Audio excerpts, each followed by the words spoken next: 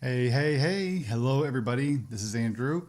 I'm here with our August installment of our monthly office hours for Microsoft 365 full stack developers. This is also going to be your, I guess, pro code audience or area as well. If you wouldn't mind, if you can both see the video on my slides off to the side, if you can hear me, if you wouldn't mind just mentioning something in the chat, just to give me a little bit of feedback to let me know that you can hear me. Everything appears to be working. I just want to make sure that everyone can see and hear me. So to make sure that this is working. So Don, welcome. I'm glad you're able to join us. I know you frequently end up having issues with work conflicts and different meeting conflicts. So I'm very happy you're able to join us today. So welcome. Thanks a lot, Bill. Thanks for that comment there. That the stream looks good, so I appreciate it. Yeah, Don, it was great seeing you last week in Atlanta. Seeing you and Tracy and having dinner with you guys one night, just hanging out. Yeah, Don and I were at the Atlanta TechCon 365 conference in Atlanta, Georgia, last week. So it was a nice, good sized show. So it's always it's always nice to be at a conference. Those really big conferences are always fun. But so are the really small ones, or the smaller ones. I think last week was about 400-ish people. But really, really engaged, good, kind of a compressed kind of layout. So it was nice to be able to really keep running into the same people on a day-to-day basis, and just very frequently. I don't have a ton of news to share with you today. I do have a bunch of news that is going to go out in my newsletter, quite frankly, oh, look at that. My slides just got screwed up. Hold on. Let me get those back. There we go. Didn't know that was going to happen. Apologies for that. So I do have a bunch of links that I'm going to send out in my newsletter right when I'm finished with these office hours. Usually my newsletter goes out at 11 a.m. Eastern time, which is the same time that we started our office hours today. But yeah, I had a lot of stuff on my plate this morning and I kind of ran out of time getting it published. Everything is written. I'm looking at it over here on the other side. So got a bunch of stuff too. I will do that, Don. In fact, that is my pick in my newsletter today as well. I'll touch on that. Okay. So let's go ahead and get started. For those of you who are joining us for the first time, welcome. I'm thrilled to have you here. I see Bill and Don in the chat. Anybody else who's joined? I can see we got more than that or have joined live here. Drop something in the chat. I'd love to see if you guys are just love to see who's here, and let me know where you're connecting from. Of course, I know where Don and Bill are, as they're longtime callers to our office hours. All right, so let's go ahead and dive in. So what do I have in store for you today? Well, what I usually like to do, just really quick, we're going to spend the next hour together, or hour-ish. I'd love to just make sure that you know who you're connecting with. So my name is Andrew Connell. I am a Microsoft 365 developer, primarily on the pro code story, but I guess you could also call me a little bit of a low code person. You'll see what I mean by that when you see today's office hours, when you see my newsletter that goes out later today. And if you're not subscribed to my newsletter, you want to rush over to that link that you see there on the bottom left for voitanos.io and go /newsletter, or just jump to the footer in the bottom. You'll see that. You'll want to subscribe to that. And if you see the recording of this, you'll get the first issue sent to you kind of quick too as well. But the thing is, though, is I want to make sure that you're aware of what I want to just make sure you're aware of what the latest, what I mean by that when I say the low code stuff. I had a bit of an epiphany last week. I'm curious, when we get to the Copilot stuff, I'm happy to talk a little bit about it if you guys are interested. But and I say guys, it's a Southern thing, so guys, gals, it's all kind of the same thing to me. Okay, so again, as I said, my name is Andrew Connell. I've been at this Microsoft 365 development life for the last 22 years. Started way back in September of 2003 doing SharePoint Portal Server 2003.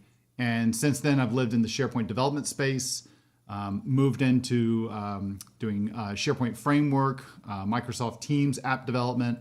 I do anything that, Microsoft Graph, anything that is going to help me facilitate any of these client-side solutions on the 365 platform. So that's leveraging a lot of stuff in Azure. And lately, I've also done some stuff around SharePoint Embedded, as well as a bunch of stuff on extending Microsoft 365 Copilot with custom agents. So I'll talk a little bit more about that when we get to this section in just a bit. And I have another slide that I can pull up for you guys and show you something that is, maybe I'll show you something a little bit too. We'll see when we get there. For those of you who are new, how do I handle this? So the way we do our office hours is I have it broken down into 4 main sections. I talk a little bit about SharePoint Framework at the start, then I talk a little bit about Microsoft Teams and a little bit about Copilot. And the idea here is I like to kind of cover what's the biggest news, what's the latest stuff that we can cover with this. And when it comes to office hours like today, there's not a lot of news that I have to share with you across any of these things. There's just not much. There hasn't been much since the last time we got together, which is a little surprising, but I don't have a ton of stuff to share with you today. I do have some fun things to kind of throw out there. Some of these links will be available in my show notes, some of these links will be available to you in my newsletter today. I'll drop the links also in the chat as we kind of get through it. I don't have anything to show you when I do this. I basically just drop them in the chat. So if you got any, and the other thing, like I said, I didn't get any questions ahead of time. So if you have any questions, please feel free to post those in the chat. I'd be more than happy to cover your questions. We should have plenty of time for questions today. And if we don't, then we'll probably end up cutting it a little bit short today and not just wasting everybody's time or filling it up just to fill it up. So, hey, Joe, I see you in the chat as well. Welcome. Good to see you. Okay, so let's start off with a little bit of SharePoint Framework and SharePoint Online stuff. Nothing new here. SharePoint Framework, we're still on SPFx 1.21.1, which is the big things with that one was it just updated the version of Node to Node 22, TypeScript up to version 5.3. And it says that they like to tout that they now support flexible layouts. But if you were with me last month for my office hours, you may remember there's nothing that has anything to do with a version of SharePoint Framework here. This is only really set in the components manifest for a web part.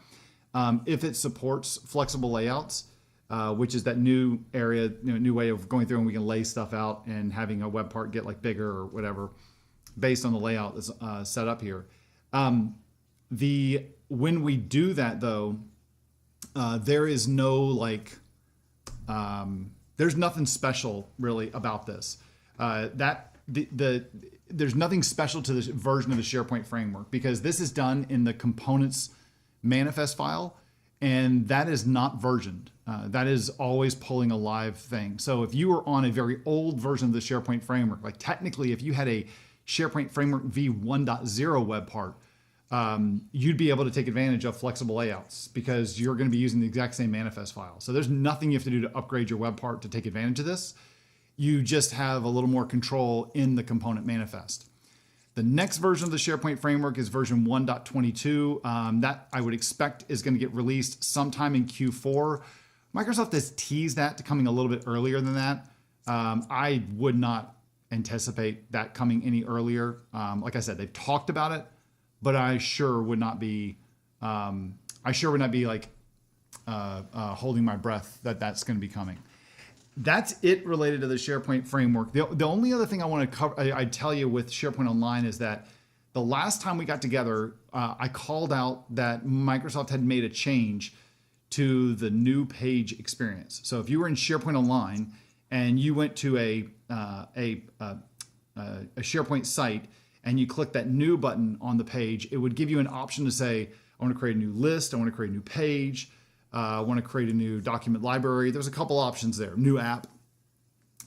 if I had, what they did is that when you selected page, you got a whole new experience where you got to choose from some of the page template, these new page templates that they'd provided.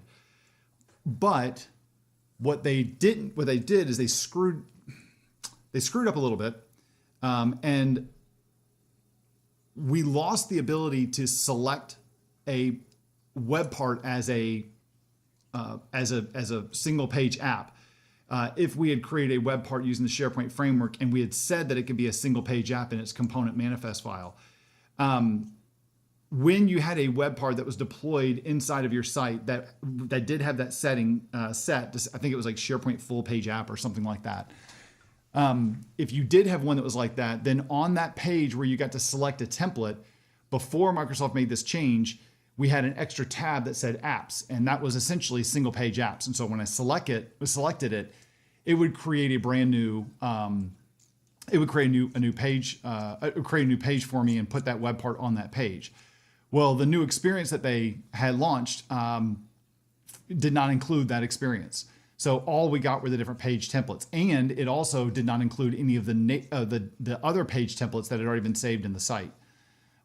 Thankfully, the team that did that, they were unaware of some stuff. And when we raised the issue, I got to tell you, I was very impressed at how they handled it.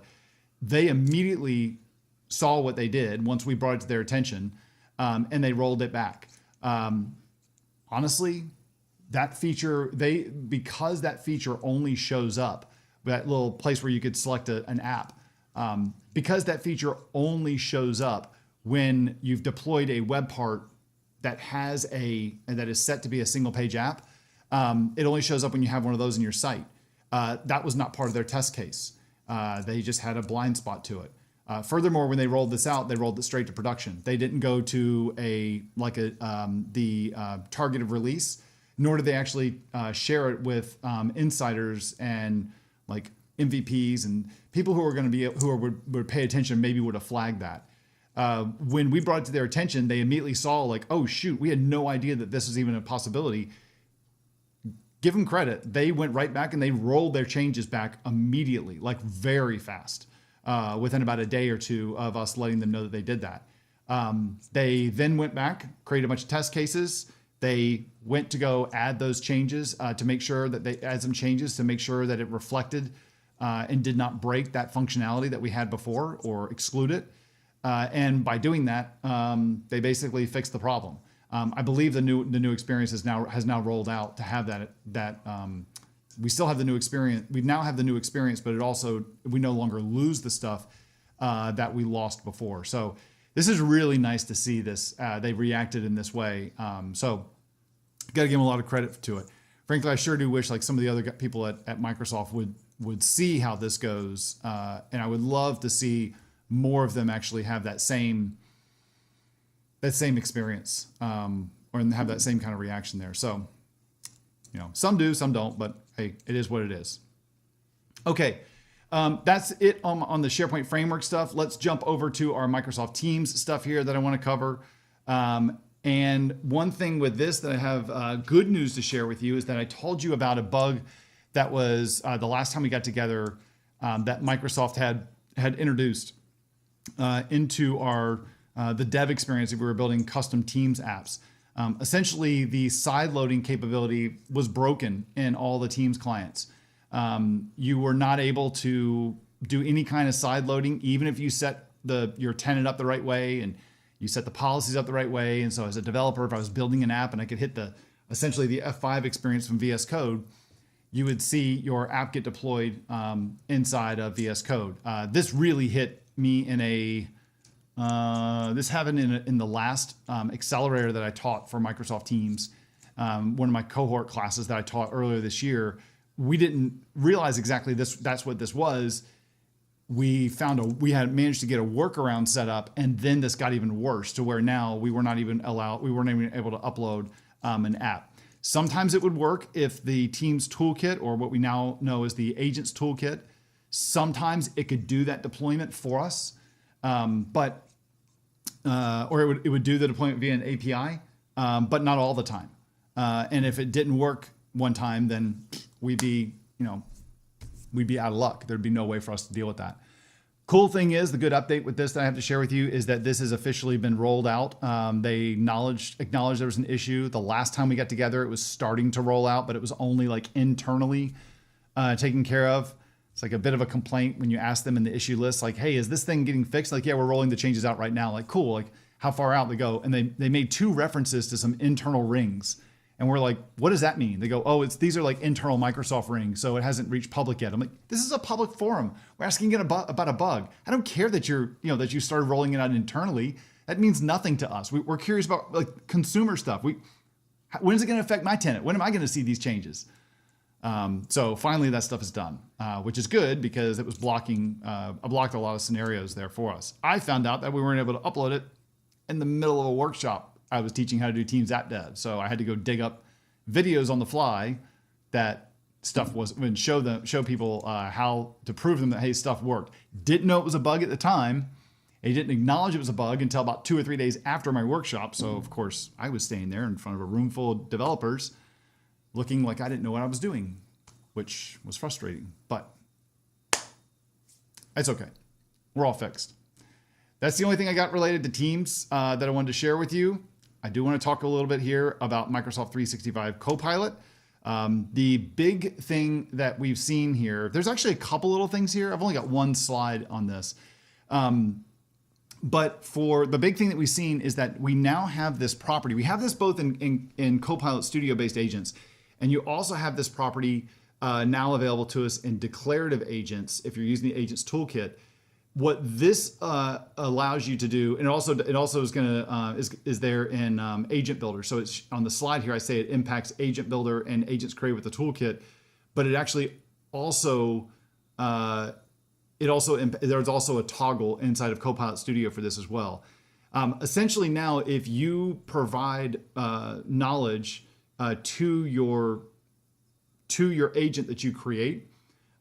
So like if you're doing it as a declarative agent, I could point to a Copilot connector, which we used to call a graph connector. I could point to like some content in SharePoint. I could point to like a document inside a document library or a document inside of a SharePoint library. Lots of different options that I have there. When if I didn't have that stuff, or sorry, before I had this property, if something that I had in my knowledge conflicted with some of the foundational knowledge that the model had from its native like training data that it got was part of the model being trained, sometimes the foundational knowledge would beat out the knowledge that I provided it, and I don't want that. Or maybe I don't want that. Let me change that. Maybe I don't want that. Now we have a property that we can add to our declarative agents manifest file, or we can also define this in Agent Builder, or we can define this in Copilot Studio, where we can say, I want the knowledge that I give you, I want that to take priority over any of the knowledge that's going to show up inside of, that may show up in the foundational knowledge. So that's cool. That's really good. Because what that means is now is that I can make sure that my agent is never like, I can control the kind of stuff that I have that's going to show up. So that's a nice little feature. That is in the agent manifest 1.4 schema, in the declarative agents manifest 1.4 schema. There is actually a 1.5 schema that has been published. It is not part of the templates when you create a new project. And I've noticed a couple new things with this. I don't have these in the slide. But what I've noticed is that you now have the ability to filter or to add as a knowledge source in a declarative agent some things you don't have access to on the Copilot Studio side or in Agent Builder. So we can now have knowledge on, or use as a knowledge source people, email, and Teams messages. So that's all stuff that I, as the person doing the prompt, if I have access to it, that can be returned back as knowledge that'll show up in my in the results that the Copilot orchestrator for M365 will see as some knowledge. So that's nice. I could say something in instructions, say go get this person's the person who's issuing the prompt, go get their manager. or get a list of all their direct reports, or go search their email. That stuff was already, we already had that in the out-of-the-box agent for Copilot. So the out-of-the-box agent, that's the one that when you go to the Copilot app in Teams or the app on m365.cloud.microsoft or any of the app chat experiences, we would have that knowledge because that's something that's part of the semantic index. But now we have it also that we can specify it as something in our declarative agent. Before we couldn't do that. And Agent Builder and Copilot Studio don't have that. I also saw, I can't remember which one that this was added in, but we also saw Dataverse. So I can point to a specific environment and table or tables in my Dataverse environment and use that as knowledge. I can use, which that's nice because before I had to use in my agent, I had to use a custom action that it would call that would make a call using the REST API to go talk to the Power Platforms API to see data inside Dataverse. So what's nice is that now I don't have to do that. I can remove that REST API and I can actually just point to the tables that I'm interested in. So that's a nice feature. Let's see, what else did I see here that we had that was new? I think that's all the new stuff. Oh, there's one more, although the documentation is like super slim on this. And so I think I understand, I know what this is, but it doesn't really tell you what it is. And there's no good examples that show you what it is. So I'm not entirely sure if I'm right or not, but we now have this new property on the 1.5. It's called scenario model. And I think this is the stuff like where we've seen like the special little agents that Microsoft has created. And so we can essentially have our custom agent use the results of another agent as knowledge. Now, I don't know if that's true or not. All I know is it's called a scenario model. And I've asked Microsoft about this. I haven't gotten a response. Not entirely sure what this is. The docs kind of suck on it. They just tell you, it's like, here's what this is, and here's an example of how to use it. And all it says for the ID is like scenario ID. It's like, what are my options? So little limited, a little frustrating with that. So that's just something I just want to call out there. Okay, let's jump back to our slides. So what else do I have to show? Oh, I really don't have anything. That's it. That's everything I wanted to show you. I do see one question or one request, I think, from Don. Let me go back. I'll come back to that in just a minute. But if you have any questions, if you would, please feel free to post them in the chat. It's a great way for us just to have a conversation, talk about this stuff. I do have some other stuff that I'll just kind of fill time on for a few minutes. But like I said, I'm not here. I've got another 36 minutes on our office hours. I'm not going to fill 36 minutes just to fill 36 minutes and just take your time up. So if you have a question, put it in the chat. Let me run through a couple more slides to show you some stuff real quick in case anybody needs to drop off. And then I'll come back and I'll talk about the thing that Don mentioned. And then I will also talk about, what's the other thing I was going to show? Oh, and then I'll show you something else that's kind of interesting here. Okay. So what I want to cover here is so this is normally where I do my wrap up, but we're not going to do our wrap up right now. We're going to keep going. I've got a bunch of free webinars coming up that you might be interested in, from Teams to SharePoint Framework to Copilot Extensibility. So I've got one coming up next week on August the 27th. This is from a session I like to do at a conference called Best Practices and Hidden Gems, or Tips and Tricks. I always have way more that I can share in this than I have time to share it. So I did one of these a couple months ago as a webinar. I'm doing it again next week. I'm going to pare down the demos I'm going to attempt to get through. I'm going to try and break it up into stuff that's a little bit more manageable. So not going to include everything in this one. But this is great for those of you who are new to the SharePoint framework, or those of you who have some experience with the SharePoint framework. I've got here's stuff you should know when you're getting started. And then here's, like, if you've been doing it for a little bit, here's some stuff that I think that as a experienced SharePoint framework developer, here's a bunch of stuff that you could also learn about, some performance tweaks and stuff like that. Also some stuff to make your life a little bit better. Like, for example, In this, I show how you can, if you like to create SharePoint Framework web parts and using React, but you don't like the out-of-the-box class component that it always creates, I show you how to go modify the underlying template that the generator uses, so that from that point forward, every project you create is using a functional component. That means that you could take advantage of React hooks. Of course, you could go modify it every time you create a new project, but that's a pain in the butt, so don't want to do that. And actually, I'm really curious if any of you would be interested, either if you're watching it live right now, or if you're watch the recording of this later, drop it in the chat. I'm thinking about doing a webinar or a session about how to use some of these AI coding assistant tools. So if you like to use like GitHub Copilot, or if you use the editor Cursor or Windsurf, or AWS has an option, I forget what it's called. I'm a big fan of Claude Code. Would you be interested in seeing like how you could use that in a SharePoint Framework scenario, or is in and to make your development a little bit better? Anything about like, if you want to do it with, you want to learn how to do things with like making changes to your project and stuff like that. So I'm using it a lot in my projects these days, not as a vibe coding kind of a thing where it goes and does a bunch of work without me supervising it and say, go build my web part, it does all this stuff. I'll just say it took me 10 hours to do it. It's not like that.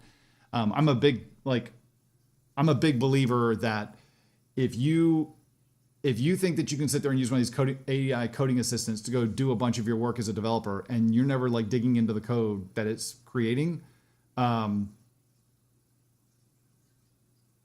I think you're missing the boat. I think you're missing the boat because I think that if you're not babysitting what it's doing, or kind of making sure that it's not doing something wrong, you're going to get yourself in trouble. Don, I see you say I switched GitHub Copilot to use Claude. Do you mean you switch GitHub Copilot to use the Claude models like Sonnet or Opus? Or are you saying I switched from using GitHub Copilot, instead I'm not using that, I'm using Claude Code?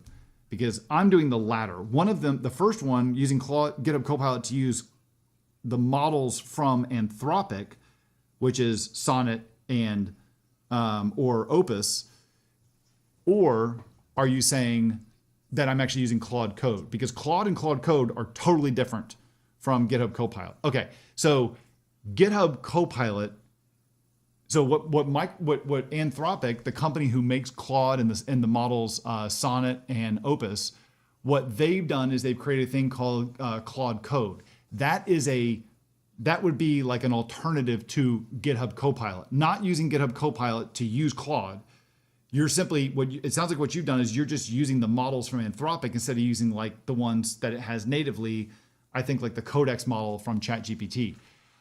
I find Claude Code is so much better than GitHub Copilot. Not saying that GitHub Copilot is bad, but I like Claude Code so much more. And it's so much more powerful. Of course, like the whole like package managers between like NPM and Yarn and PNP, PNPM, they, when one does something good, everybody else kind of jumps on it and kind of copies their features. I think Anthropic is on fire with this thing, with Claude Code, and it's worth paying for. I don't get any kind of a kickback, but like I pay $20 a month for Claude Code, and I'm like probably later today, some point this week, I'm definitely doing it, but probably later today, I'm switching to the one of the max plans, which is, I'm switching to the $100 max plan. And then because I'm using it so much, it's like, it is insanely effective. So like, for example, I've got mine configured to say, I want to upgrade a SharePoint Framework project. I've got an agent that I've created that says, go run the CLI for M365 to do a project upgrade. Give me that report, and then I want you to go ahead and go do all the stuff that it says you're supposed to do to make that update for me. So do everything on my behalf. That is so much better, so much faster for me than actually going through and manually doing all those steps. And it does a very good job of it. What I really like about it is I can put it like in plan mode, and I can say, I want you, plan what you're going to do, and it comes up with a plan, and then I look at it and say, yeah, we're good. Now go do it. And it goes and does the work. And if you've got, which you should, if you're using like Git for your source control, you can easily track what's going on. I can stay inside VS Code the whole time.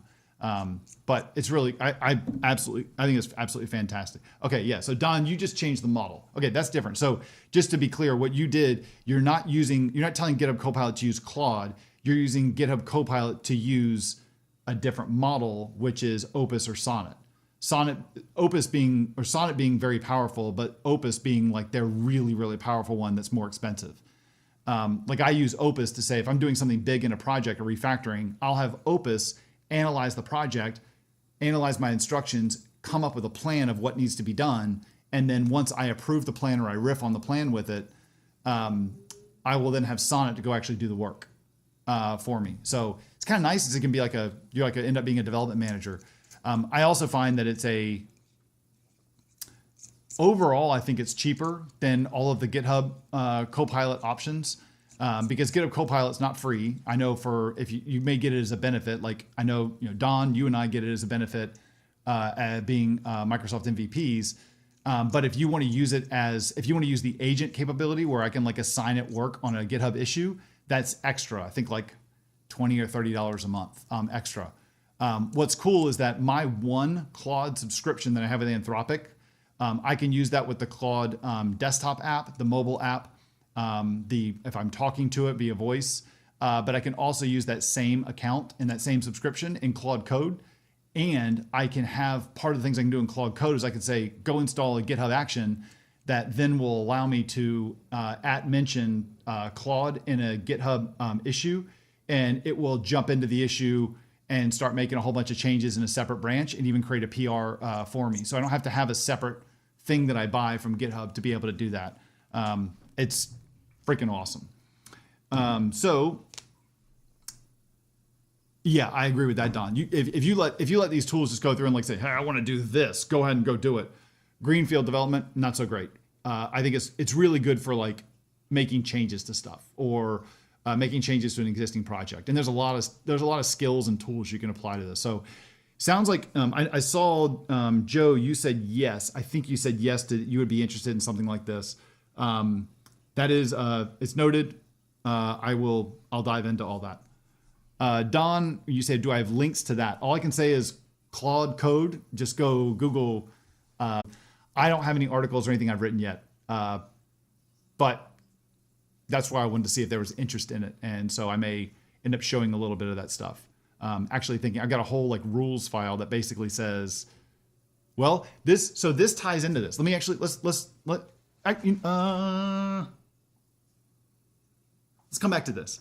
Let me share with these other webinars that are coming up with everybody, and then I'll come back to that discussion really quick because I got some other stuff to share with this that I think you might be interested. That sounds like I know it sounds like Don, maybe even Joe, you're interested. And hey, everybody else that's joining us, I see we have more live viewers right now. Do me a favor in the chat, drop in, say hey, tell me who you are and where you're connecting from. Right now, the chat looks like it's just the four of us, Joe, Bill, and Don and I. And I'd love to see more, see where everybody else is connecting from. So I know Joe's in Canada, Don is in Texas, and Bill is also in Canada. So we've got a very even match between the U.S. and Canada representation right now. So hopefully we got some more people that are going to join us live. I can see I got more people that joined us live. All right, let me run through these other webinars I got coming up. So this is one that's coming up next week is my SharePoint Framework Best Practices and Hidden Gems. I have another SharePoint Framework webinar coming up that is kind of a more intro. This is a session I do at conferences a lot. This is coming up on September the 3rd. Again, all these webinars are free. And this is kind of like, what is the SharePoint Framework? How do I get started, etc. So definitely go ahead and go jump. You can scan that QR code or go to that link, or just go to voitanos.io and you'll find a link to these webinars where you can register. Sandeep, welcome from India. Wow, must be. Is it like middle of the night for you right now? I'm trying to think what the time zone difference is off the top of my head. I think it's late for you. Late in the workday. I don't know if it's in the middle of the night. I don't know. Let me know. I'm curious. I also have another webinar coming up called, it's all about Copilot extensibility. I've done this in the past, but as I'll share with you in a few minutes, I had a big epiphany last week at the TechCon 365 conference. It's the subject of my newsletter that will go out in the next couple hours, and a sizable article that I'm going to publish later. I'm going to publish soon as well. Actually, it's published right now, but that'll also be a subject of my newsletter. But Microsoft may not like me for what I'm going to say, but we'll see. I think they're being disingenuous and hiding something from all of you who are devs. But it's just my take. So this is hey, I want to get started extending Microsoft 365 Copilot with agents. What are my options? And you've got 4 options with this. You've got SharePoint agents. You've got Agent Builder, which is the app that's inside of the Teams Copilot app. So when you say create an agent, that's what this does. That's what Agent Builder is. You've got Copilot Studio, and you've got declarative agents. And with that is what you're using VS Code in the Agents Toolkit. I consider that a low-code option because it's just JSON and YAML. In fact, you could argue that's not code. So, and you can call APIs and stuff like that. So you can even write your own APIs. So that's when we're kind of maybe going into the pro code story. But yeah, I'll touch on that in a little bit. Well, we're going to fill it this time. We're going to fill it this hour. I got 23 minutes left, and we're going to fill it up. Okay, I have one more webinar that's coming up. Now, this is not on my site right now. It'll show up once some of these other webinars go away, because I only show the next 3 on the website. But if you go to this link, I have a Teams app dev overview. So if you're interested in getting into or learning what is like the whole developer story for Microsoft Teams, if I want to create Teams apps, what's the story here? How do I create personal apps? How do I create tabs for channels and dialogues and message extensions and bots? That's what this is, to give you an overview of what things are possible inside of Microsoft Teams app dev. So that will be in about a month from now, actually just under a month from now. Now, with all that being said, I do have 3 live training options that are coming up in September. I just want to make you aware of them. And if you're interested, please reach out to me. Not going to dive onto these or live on these for too long. One is I've launched a brand new workshop on the SharePoint Framework. So if you've ever wanted to get into the SharePoint Framework and you want to get into learning how do I do, like, what's involved with it? How do I create web parts, or how do I create extensions? How do I access data? How do I get my environment set up? This is a 9-hour workshop. It's basically 3 hours per day on a Tuesday, Wednesday, Thursday. It runs from 11 a.m. to 2:30 p.m. every day, with a 30-minute break between the two sessions, between the 2 90-minute sessions. It's a live experience with optional homework. So if you're familiar with my SharePoint Framework, my Mastering the SharePoint Framework Fundamentals course, there's a subset of that content that I've taken to do a live workshop with this. So with this, you get the live instruction, you get the recordings from the live instruction for a certain amount of time, and then you also get optional homework as self-paced, instructor-led video demos that I've done, and then you can follow along with those. And if you want to keep this stuff forever, then there's a little option once you enroll with this workshop to add the SharePoint Framework, my Mastering the SharePoint Framework Fundamentals or Ultimate Bundle onto the end of this. So you get both. You get get the best of both worlds. This is $349. You can save $50 as part of the early bird registration. It's good for the first 25 seats. I think there's 20 seats that are still available right now under the early bird.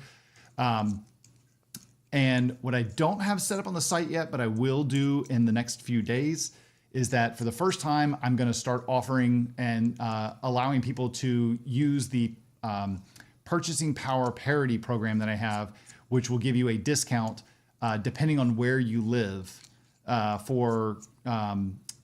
depending on where you live. So if you go to my site, look on the discounts page. If you go to the frequently asked questions, go to the discounts page, you will see the purchasing power parity, and that will have a list of all the countries that are supported and what the discount is. So for example, if you're from India, then you could get you could register for 60% off what I show as the retail price. The point of this is just that something that costs $100 to people in the United States is much more expensive to someone in a country with an unfavorable exchange rate to the United States, like India or Brazil or a bunch of other countries as well. So I've got discounts that range from 10% down to 60% off based on where you live.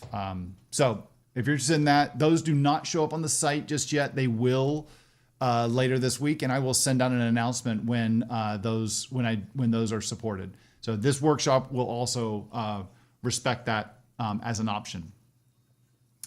Another workshop that I have coming up is the week after that one. I'm doing my Building Declarative Agents workshop for M365 Copilot. That is a 2-day workshop. Same kind of a format. And it will also include my on-demand course that is getting close to being done. I'm actually using a whole new demo, and I've completely restructured this workshop to teach it in a very different way based on some different tests that I've done on how things work with stuff. So we'll start with like, what is it? And then you kind of work through, here's how to build a declarative agent, just using like instructions. Then we'll add on some knowledge to it, and then we'll add on calling REST APIs to it. So you can see like the full like building up one agent throughout the entire 2 days for this. So this is also available for sale right now. This is $249, and it will also $249 per person, and it will also support the purchasing power parity program as well. Last but not least is my Teams Accelerator, the next cohort of this. This is a 2-month program for learning Microsoft Teams application development. I've got a couple of my former students that have been through this. This is an intensive like program. It is 2 calls per week, live calls per week. One is instruction, and one is an office hour session with optional homework. When I teach this one, everything is going to be fresh and brand new, to use all the new code samples and everything. So brand new demos, brand new homework, all that stuff is all going to be updated using the new Agents Toolkit, using the new Microsoft 365 Agents SDK, you name it. Everything's brand new. So I'm running an early bird on that. The first 15 seats save $1,000 off the normal $3,500 registration for this. If you look at how this is broken down, this is that's a huge savings, a really good deal in terms of what you get out of this. And of course, if you go through my accelerators, then you get access to all future accelerators as well. So you can rejoin and just get a refresher at no cost. Okay. Any questions about that? Please feel free to hit me up. I'm more than happy to share those details with you and answer those questions. You can reach me, Andrew at voidtunnels.io, or just leave a comment in the chat, and I will, in a way how I can contact you, and we'll follow up.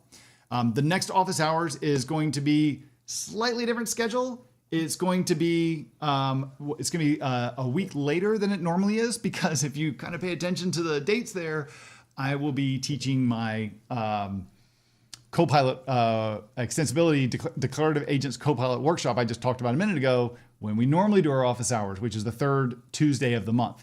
So this one's going to be the 4th Tuesday of the month. It will be on September the 23rd. Okay. Now, let's go back and let me kind of run through some stuff here. I punted something a little bit, and Don, you were asking a couple questions. Joe, you said you were interested in it too. The whole AI, using AI to go do development, and like I use Claude Code for this. I was going to dive into something, and of course I should have written it down because now I don't remember what I was going to say. Okay, I appreciate that, Don. I also have a podcast. If you're not familiar with my podcast. My podcast is called the Code Deploy Go Live podcast. It's the last link you see down there. That is a podcast, a bi-weekly podcast I do with Julie Turner, a good friend of mine. And our next episode is going to be interesting. We have our first guest on the show. We did an interview with him last week at the TechCon 365 conference. And it's all about talking about the whole like M365 dev or Power Platform, Power Apps story. And we covered this new thing called Power Apps Code Apps, which some of us had no clue what that is. Some of us were still a little confused, and one of us did a lot more research than the other one did. So hats off to Julie. And I was the most green, like, what in the world? And frankly, I'm still a little bit like, what in the world? So we'll see. Awesome. Thank you, Joe. I appreciate that. All right. So that will come out a week from tomorrow. That will be our next episode. That'll be episode 13. Episode 12 just dropped last Wednesday. Awesome. Okay, Don. There we go. That's one thing I wanted to talk about. So Don just mentioned in the chat, and this will be the subject of something I want to show in my newsletter, or that I do show in my newsletter. Let me open this up. Context 7. All right, so let me put this in so we can put this somewhere where you guys can actually see it. So let's put it right over here. And I did not do one thing before we got started today, which is going to cause me a little bit of pain here. Okay, so that should work. So let me show you this. All right, so what is this? This is Context 7. So what is Context 7? So if you're using Visual Studio, Context 7 is an MCP server. But what does it do? So you will find people like MCP servers. And if you don't know what this is, then you need to climb out from under the rock and kind of look at and do a little bit of research on what this is. Essentially, what an MCP server is, it's a client server tech, and it essentially it makes it so a language model can talk to a server to understand what things that server can do, and then the language model has now learned those things, and it can apply whatever you put in your prompt to say that MCP server has a tool that does X. I want to go through and I want to use that tool. So like, for example, if I went to, I'll show you what I've got set up here.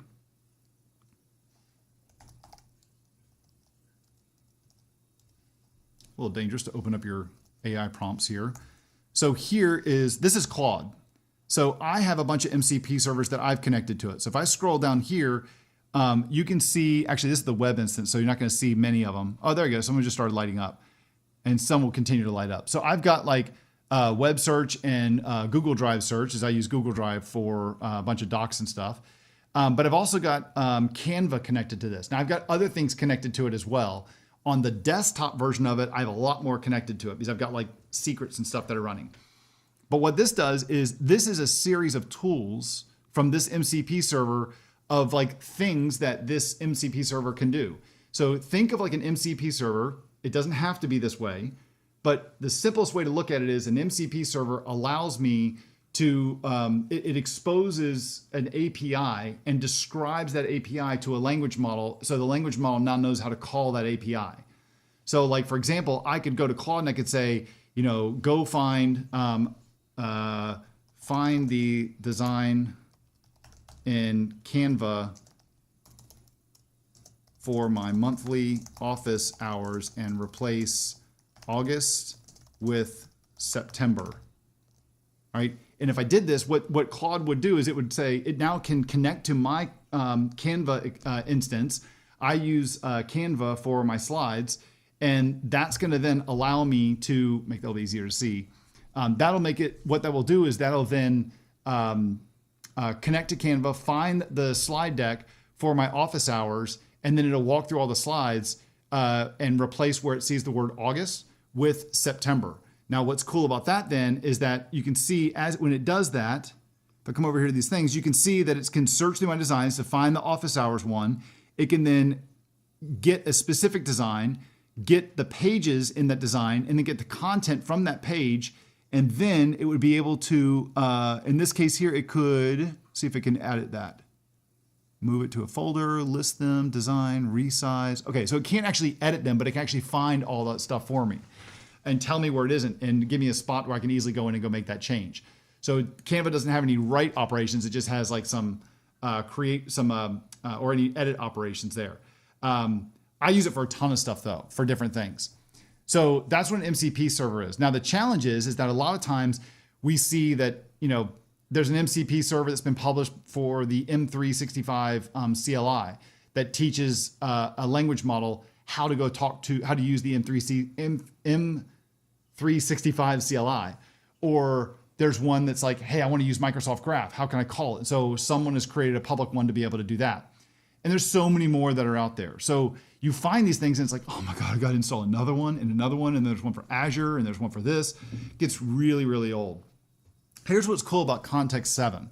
Let me switch back to the Context 7 one. So let me go back over here and let's go, how do I do that? Like this? I think I can go like that or that. Is it that or that? That? Nope. Oh, let's do this. Let's just go like this with the mouse. Over here, this one.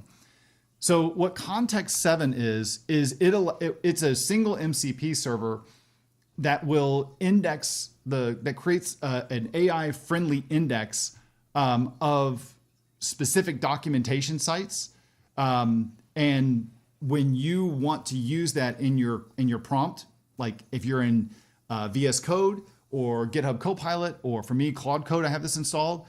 I can then say like, hey, this is the one I want to go through and I need the docs for like Next.js, or I need the docs for Tailwind or React. And you see here, the last time I looked at it, it was just under 32,000. Now it's almost 34,500. What if I wanted to do like the M365 CLI? Yep, it understands how to do the M365 CLI. It looks like there's the Python SDK, or there's the Dynamics documentation. There's the Dynamics documentation for D365 sales. There's the Graph CLI. What about the Microsoft Graph toolkit, that UI toolkit? Is that available to us? Graph. There's a bunch. Look at all this graph stuff we see. Graph CLI. Don't see the toolkit. A little bit of a bummer there. Okay, no problem. What about SharePoint Framework? There's the SharePoint developer docs. Yep, I can see that URL right there. It looks like it's pointing to the developer docs. That was last indexed 2 weeks ago, and it's only taking up 3 million tokens. There's the stuff for all the PMP stuff. So what's cool about this is that I can tell Context 7, I want you to learn about this, and then I'm going to ask you questions, and so it's going to get context about these docs. Now you can take this even further to where you can say, I want to say, go create all that content, like create the SharePoint Framework documentation locally in my project as a markdown file. And then I don't have to go reach out to Context 7 and download it every single time. Or I just say, hey, refresh it. That would be good for like things you're using all the time. You're not constantly having to reach out to go grab that stuff. I like using Context 7 instead of going out to like installing the CLI for Microsoft 365 or the one for the Agents Toolkit or the one for whatever. Now I just have one. And if the server isn't there that I want, or the documentation is there that I want, I then just go search for it. So I love Context 7. Jono said that you would, where's my link here? Let's jump back over here. You'd love to see setting up Claude Code sub-agents for testing with Playwright MCP, creating tests, meeting design principles, etc. Yeah, I'm working on it. I would blow your mind if I show you how I'm doing this right now. For example, I have it set up in my website, in the repo for my code base for my Voitanos.io website. When I write an article, I've set up a custom command that says, hey, do a content review of the currently open page, score it from, let's see, what do I say here?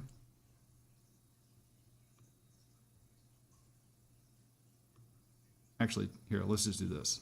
I'm going to give you a little bit of behind the scenes here. Hold on. Yeah. You guys want to see this in action?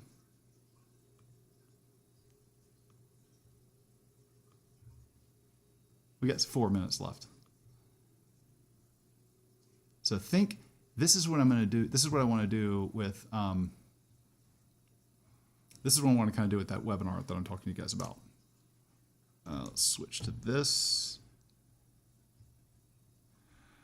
Where is it? There we go. And let's go big, go big, go big, go big. Oh, sorry. Got to come over here. There's my mouse.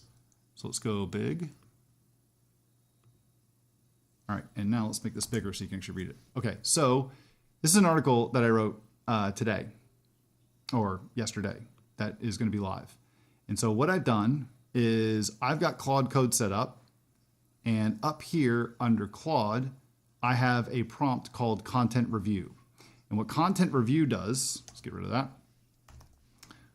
What content review does is it says you're a copywriter that reviewed an article before I publish it, try to determine all of this stuff. But then a little bit farther down, check this out. You can use the following contexts that are available to improve your review. Like I have a glossary of M365.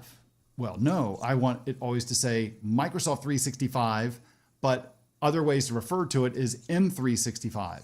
So I have some rules set up in my glossary that say, hey, make sure the very first time you use M365 that you actually say Microsoft 365 space parentheses M365 so that everything else in the article can be M365. Same thing with like declarative agents. If I come down a little bit farther, and so other stuff too, like I have specific brand guidelines that I want to follow, like brand guidelines, or I have certain voice guidelines. So I created a voice guideline from taking my 10 most popular articles on my site and the ones I'm most proud of. And I told Claude to say, hey, analyze this, find the strengths and different things. So it's like my phrases of stuff I say. And then also what is my ideal customer profile for students that register for my classes. So I tell it to, hey, I want you to go through, take the current file for the site. I want you to review all of this stuff right here, give it a score of 1 to 10. And then I want you to tell me if you find any issues with this. Now, how do I run this? Well, if I come over here and I have my article opened and I launch Claude, and I have to go put you side by side so you can actually see how this works. So I launch my Claude instance, and you can run Claude actually from a totally separate terminal as well and connect it to the IDE so it can see what file is currently open. So now Claude's open. It doesn't see my IDE, should have already. So I can just say /IDE, connect to VS Code, and you'll see now, it'll do it in just a second. It usually goes faster.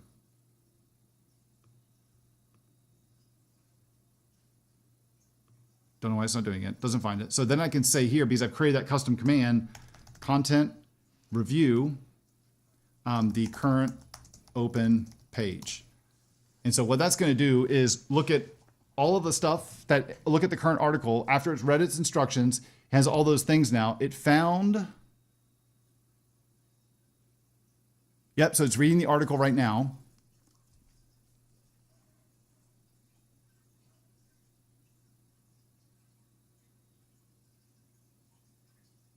And there's all the steps that it's supposed to do. So it's running through all those different to-dos to analyze it and to make sure everything is found. Now, I've already gone through and fixed this stuff. These articles live right now. But it found like a couple typos, found some spelling errors, found a little bit of grammar stuff. Like I meant to type in PTO request and I typed in PRO request. It found a couple things that were a little inconsistent, some formatting issues that I messed up on. Like I said, Google Vercel, and I meant to say Google Vertex. It figured that out for me.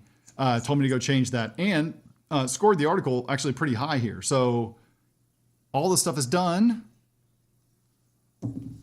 So this is almost like, hey, Grammarly on steroids. It's figuring it out here. It's all done, and now my article scored an 8.5 out of 10. Oops, a little bit big there. Get rid of that. Oh, let's get rid of that.